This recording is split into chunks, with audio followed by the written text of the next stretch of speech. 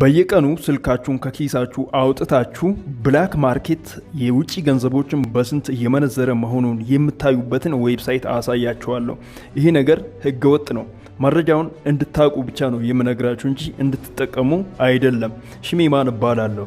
ሁል ጊዜ የባንክ ምንዛሬ ተማኖችን ማወቅ ከፈለግን የብሔራዊ ባንክ ዌብሳይት ላይ ገብተን ኦር የባንኮች ዌብሳይት ላይ ገብተን ነው መረጃውን የምናገኘው ማለት ነው። የብላክ ማርኬትን ለማግኘት ግን በኦንላይን አንችልም።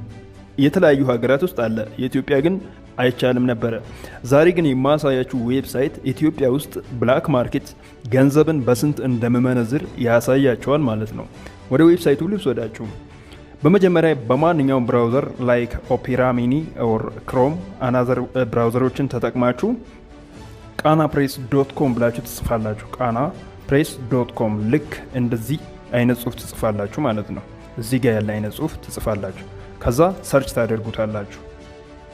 ዌብሳይቱ እጅግ በጣም ፈጣን ነው፣ ይሰራላችኋል ማለት ነው። ከዛ እንደዚህ ሲከፍትላችሁ እዚህ ሜኑ የሚለውን ቦታ ትነካላችሁ። ከዛ እዚህ ጋር ብላክ ማርኬት የሚላል እሱን ትነካላችሁ። ቀጥታ እሱን ስትነኩ እዚህ ጋር እንደዚህ ስክሮል አፕ ስታደርጉ የውጭ ምንዛሬ በስንት እንዳለ ያሳያችኋል። ለምሳሌ ዩናይትድ ስቴትስ ዶላር 77 ነው ይላል። ሌሎችንም እንደዚህ ያሳያችኋል ማለት ነው።